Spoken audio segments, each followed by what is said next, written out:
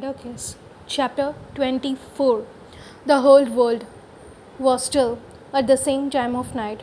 There were no birds or anything, but it seems quieter than usual. Even the wind had fallen silent. Manson looked at me pleadingly.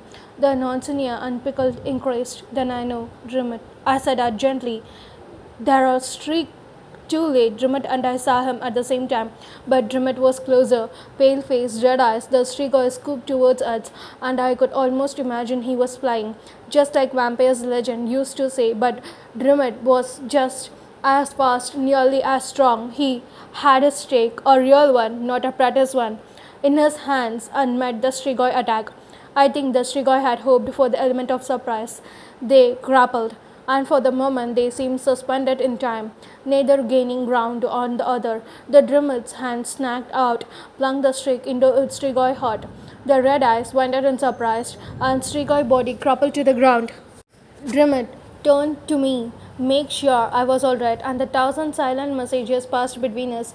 He turned away and scanned the woods, peering into the darkness. My nausea had increased. I don't understand why, but somehow I could sense the strigoi around us. That was what was making me feel sick. Drummond turned back to me, and there was a look I could never seen in his eyes. Rose, listen to me. Run. Run as fast as hard as you can. Back to door room. Tell the guardians. I nodded. There was no questioning here. Reaching out, he gripped my upper arm, gaze looked on me to make sure I understood his next words. Don't stop, he said. No matter what you hear, no matter what you see, don't stop. Not until you have warned the others. Don't stop unless you are directly confronted. Do you understand? I nodded again. He released his hold. Tell them. Buria. I nodded again. Run. I ran. I don't look back. I don't ask what he was going to do because I already know he was going to stop as many Strigoi as he could so that I could get help. And a moment later, I heard grunts and hits that told me he found another. For only a heartbeat, I let myself worry about him. If he died, it was certain I could too. But then I let it go. I could not just think about one person, not when hundreds of lives were depending on me. There was Strigoi at our school. It was impossible. It could not happen. My feet hit the ground hard, splashing through the slush and mud around me. I thought I could hear voices and shapes, not the ghosts from the airport, but the monsters I could see enduring for so long. But nothing stopped me when Rimmett and I had first began training together. He could make me run laps every day. I could complain, but he stated over and over again that it was essential. I could make me stronger, he had said, and he added, a day could come when I could not fight and who could have to flee. This was it. The Dampier room appeared before me, about half its window lids. It was near Krufu. People were going to bed. I burst in through the doors, feeling like my heart was going to explode from the extraction. The first person I saw was Stan, and I nearly knocked him over. He caught my wrist to steady me. Rose. What? Strigoi, I gasped out. There was Strigoi on the campus. He started at me, and for the first time I could ever see his mouth seriously dropped open. Then he recovered himself, and I could immediately see what he was thinking. More ghost stories. Rose, I don't know what you are. I'm not crazy, I screamed. Everyone in the dorm lobby was staring at me. They're out there, they were out there, and Drummond is fighting them alone. You have to help him. What had Drummond told me? That was the word. Buria. He said to tell you, Buria. And like that, Stan was gone. I had never seen any drills for Strigoi attacks, yet the Guardian must have conducted them. Things moved too fast for them not to have. Every guardian in the door room, whether they could be awake or not, was in the lobby in the matter of minutes. Calls were made. I stood in semicircle with other non-voice who watched our elders organize themselves with amazing efficiency. Glancing around, I realized something. There was no other seniors with me. Since it was Sunday night, all of them had returned to the field experience to protect their Morai. It was an oddly revealing. The Morai door rooms had an extra line of defense. At least the teenagers Morai did. The elementary campus did not. It had its normal guardian protection as well as a lot of same defense our Drome did. like granting, and all of the first floor windows. Things like that could not keep Strigoi out, but they could slow them down. No one had ever done too much more than that. They could be no needed, not with the wards. Alberta had joined the group and was sending our parties throughout the campus. Some were sent to secure buildings, some were hunting parties, specifically seeking out Strigoi and trying to figure out how many were around. As the guardians thinned out, I stepped forward. What should we do? I asked. Alberta turned to me. Her eyes swept over me and the others standing behind him, ages ranging from 14 to just a little younger than me. Something flashed across the face. Sadness, I thought. You stay here in the dorm, she said. No one can leave. The whole campus is under lockdown. Go up to the floors you live on. There are guardians there organizing on its groups. The Strigoi are less likely to get up from these outsiders if they get in on this floor. She scanned around us at the door and windows being monitored. She shook her head. Well, we will deal with that. I can help, I told her. You know I can. I could tell she was about to disagree, but then she changed her mind. To my surprise, she nodded. Take them upstairs. Watch them up. I started to protest being a babysitter, but then she did something really astonishing. She reached inside her coat and handed me a silver stake, a real one. Go on, she said. We needed them out of the way here. I started to turn away, but then passed. What does Bria mean? Strom, she said softly. It is Russian for Strom. I lead the other non-voice up the stairs, directing them to the floors.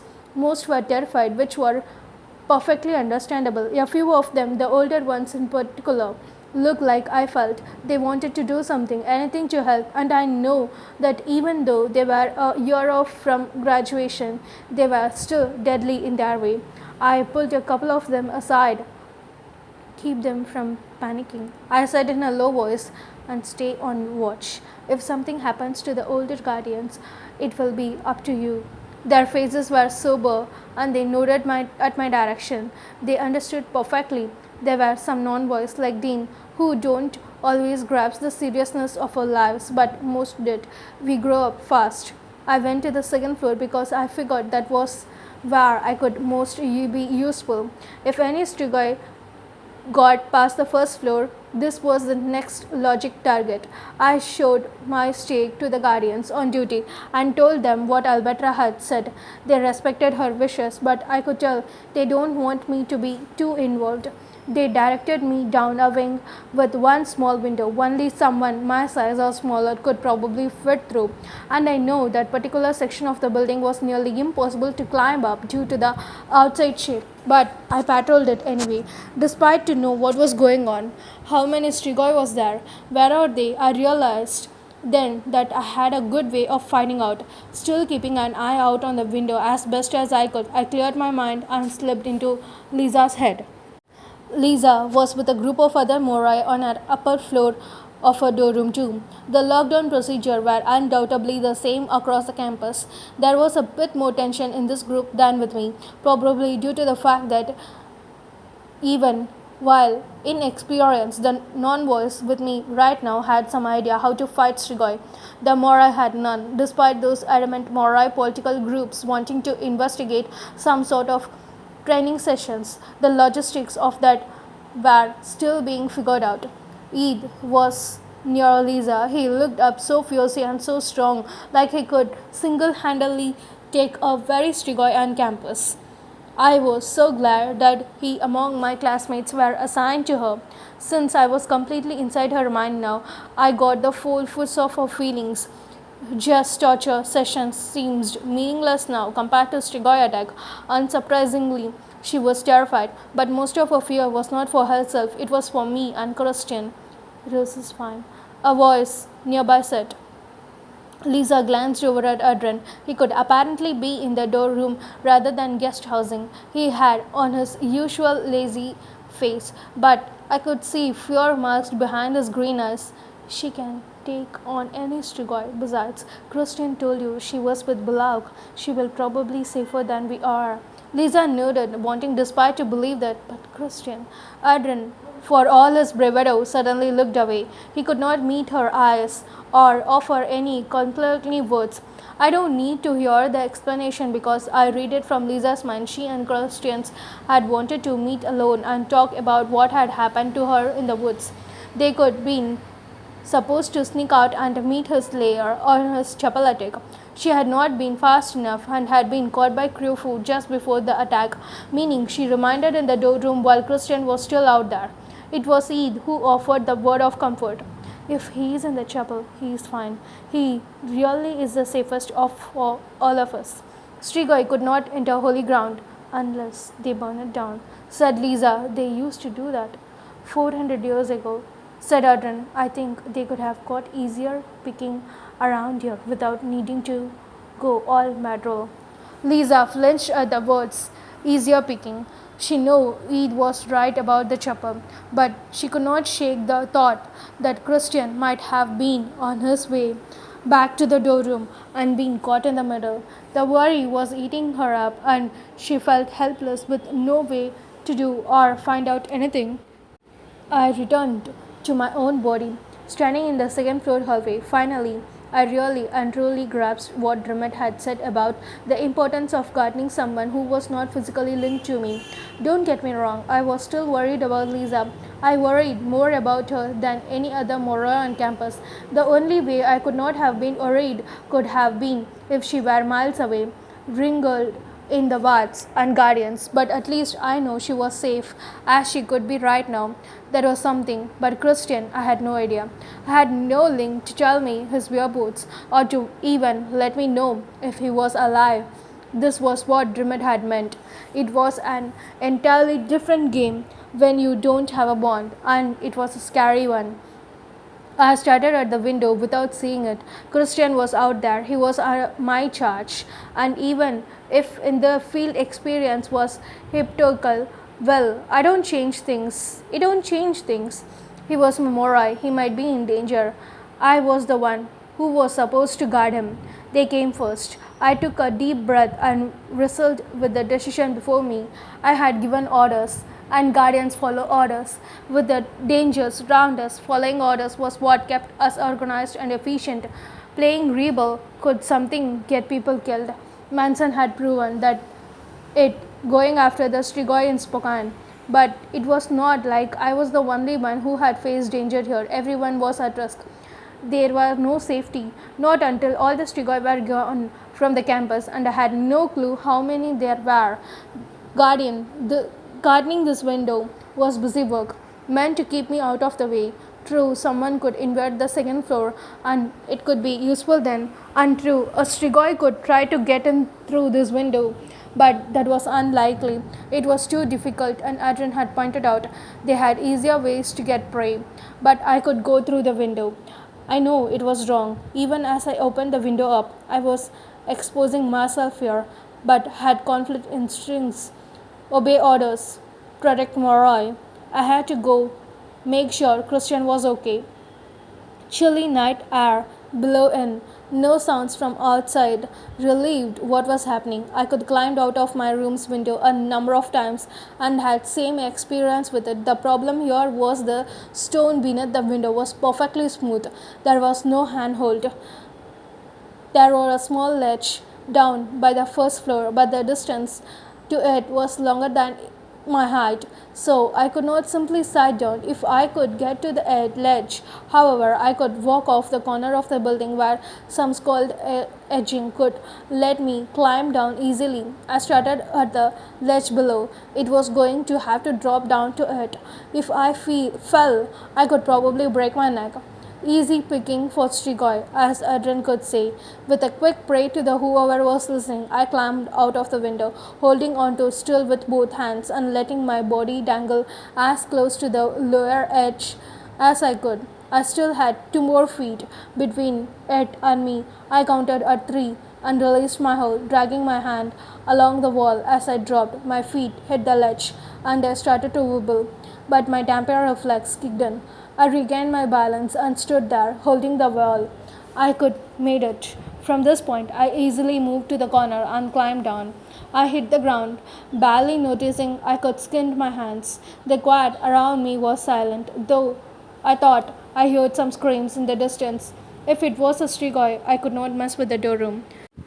They could get a fight there, and while most Strigoi could probably take out a group of non-boys at once, they were easy ways.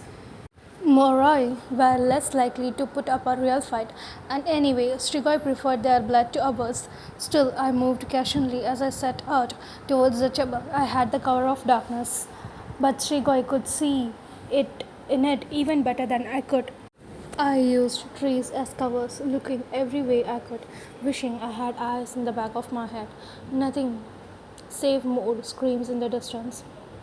I realized that I don't have that nausea feeling from earlier. Somehow the feeling was an indicator of a nearby trigger. I don't entirely trust it enough to walk off blindly, but it was reassuring to know I had some kind of yearly alarm system. Halfway to the chapel, I saw someone moved out from behind a tree. I spun around, stack in hand, and nearly struck Christian in the heart. God, what are you doing? I hissed, trying to get back to the doorroom. He said, "What's going on?" I heard screams. "There are Strigoi on the campus," I said. "What? How?" "I don't know. You have to go back to the chapel. It is safe there." I could see it. We could get there easily. Christian was as riskless as me sometimes, and I almost expected a fight. He don't give me one. "Okay, are you going with me?" I started to say I could, and then I felt that nausea feeling creep over me. "Get down." I yielded. He dropped to the ground without hesitation. Two Strigoi were on us. They both moved in on me, knowing I could be easy target for their combined strength, and they could go off after Christian. One of them slammed me into a tree.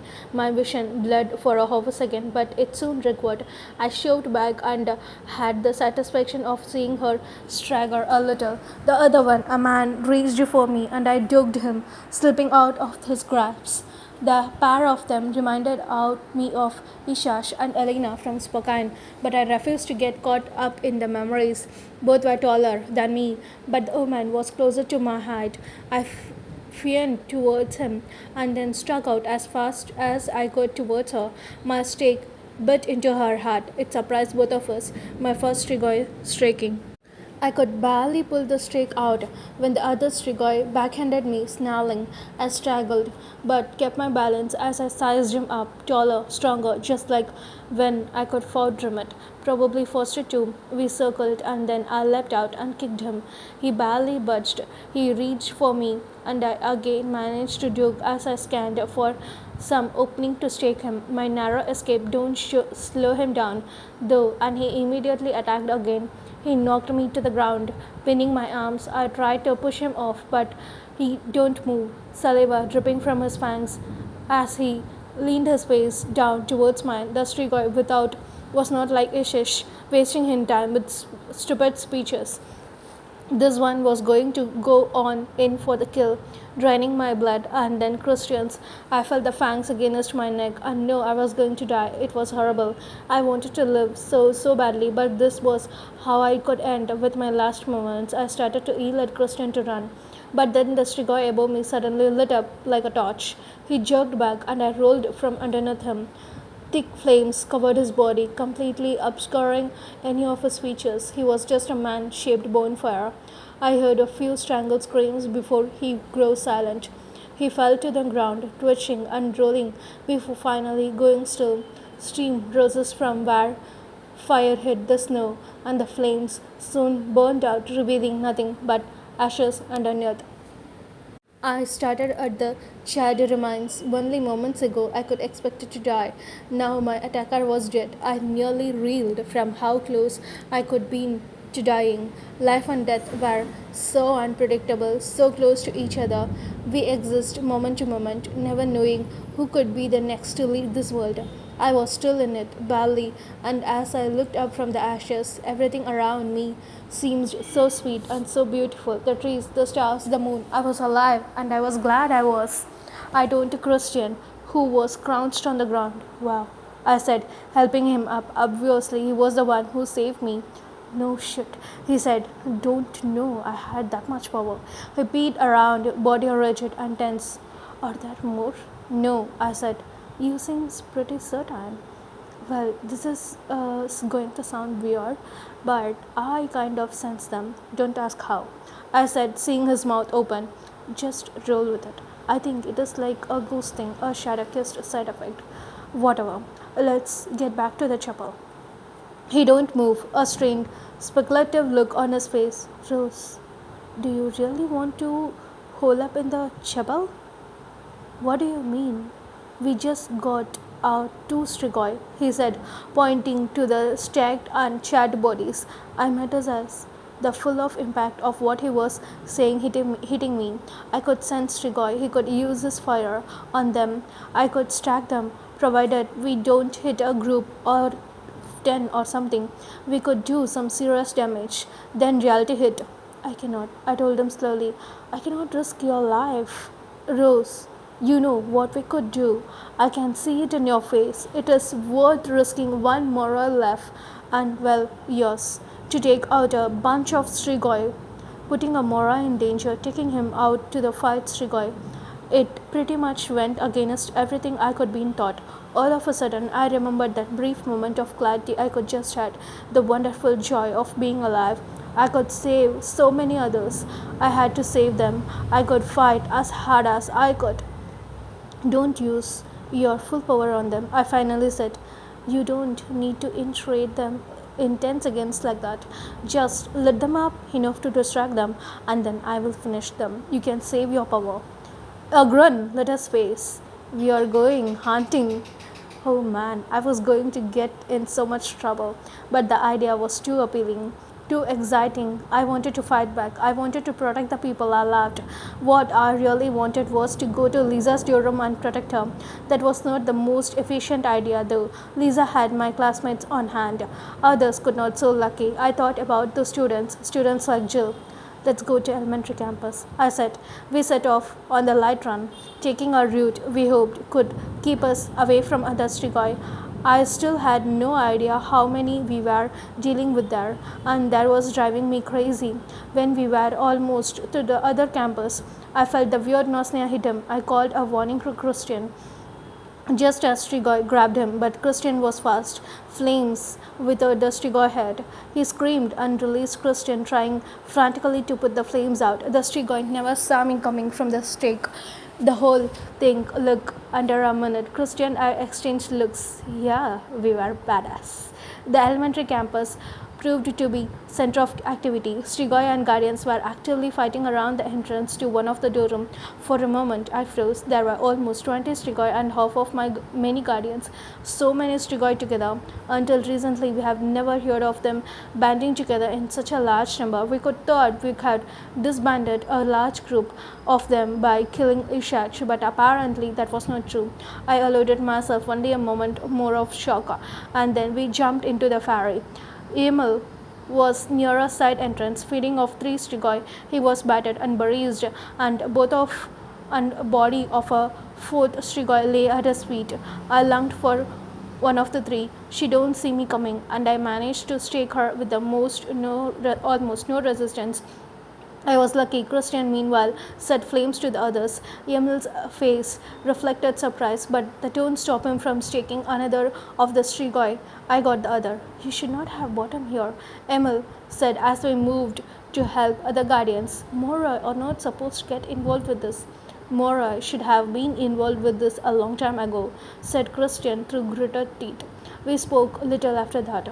The rest was a blur. Christian and I moved from fight to fight, combining his magic and my stake.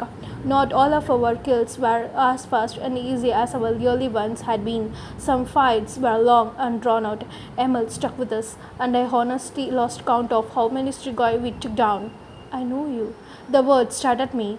In all his bloodshot, none of us, friend and foe, did much talking. The speaker was a Strigoi who looked to my own age, but was probably at least 10 times older. He had shoulder-length blonde hair and eyes whose color I could not make out. They were ringed in red, which was all that mattered. My only answer was to swing out with my stake, but he dodged it. Christian was setting a couple other Strigoi on fire, so I was handling this on my own. There is something strange about you now, but I still remember I saw you years ago before I was awakened. Okay, not 10 times my age. Not if he could see me when he was samurai. I hope this talking was could distract him. He could actually pretty fast for a young boy. You were always with the Dragmarai girl, the bondage, the blend. My foot hit him, and I jerked kick back. Before he could grab me, he barely budged. Her parents wanted you to be her guardian, right? Before they were killed. I'm her guardian, I grunted. My stick swept dangerously close to him. She is still alive then. There were rumors that she could died last year. There was a sense of wonder in his voice, with mixed weirdly with males. You have no idea what kind of reward I could get to take down the last living drag. Ah, he dogged my stake from hitting his chest again, but this time I managed an upward strike that dragged the stake tip across his face. I could not kill him there, but the touch of stake, so filled with life, could feel like an acid to undead. He screamed, but I don't slow his defense. I will come back for you after I finish her. He snarled, you will never get near her. I growled back. Something shoved into me from the side, a strigoi that Yuri was fighting. I stumbled but managed to drive my strike through Yuri's Strigoi's heart before he could regain his balance. Yuri gasped his thanks, and then we both turned to other parts of the battle. Only the blunt Strigoi was gone. I could not find him anywhere. Another took his place, and as I moved towards the one, flames lit up around him, making him an easy mark for my streak. Christian had returned. Christian, this Strigoi, I heard, he panted. We have to go to her. He was messing with you. She is across campus, surrounded by non-voice and guardians. She'll be okay, but they need us here. I know he was right, and I know how hard it was for him to say that. Like me, he wanted to run off to Lisa. Despite all the good work he was doing here, I suspected he could rather have sunk all his magic into protecting her, keeping her ringed in the wall of fire no Strigoi could cross. I had no time deeply investigated the bond, but I could sense the important things. She was alive and she was not in pain. So I stayed on, fighting with Strigoi and Yuri, Lisa, who were at the back of my mind, the bond telling me she was okay. Aside from that, I let battle lust consume me. I had one goal and one alone kill Strigoi. I could not let them get into his storeroom, nor could I let them leave this area and possibly go to Lisa's storeroom. I lost track of time. Only the Strigoi I was currently fighting at any given moment mattered, and as soon as the one was gone, it was on to the next until there was not a next one. I was sore and exhausted, adrenaline burning through my body. Christian stood beside me, panting. He had not engaged in physical combat like me, but he used a lot of magic tonight, and that had been taken its own physical toll. I looked around. We have got to find another one. I said, there is no other. A familiar voice said, I turned and looked into his roommate's face. He was alive. All the fear of him I could held back burst through me. I wanted to throw myself at him and hold him as close as to me as possible. He was alive, battered and bloody, yes, but alive. His gaze held mine just for a moment, reminding me of what happened in the cabin. It felt like 100 years ago, but in that brief glance, I saw love and concern and relief. He could be worried about me too. The drummer turned and gestured to the eastern sky. I followed the motion. The horizon was pink and purple. It was nearly sunrise. They are either dead or have run away. He told me. He glanced between Christian and me. What you two did was stupid, I suggested. He shook his head. One of the most amazing things I could ever seen. Half of those are yours. I looked back at the doorroom, shocked at the number of bodies laying around it. We had killed Strigoi. We had killed a lot of them. Death and killing were horrible things. But I had liked doing what I just did.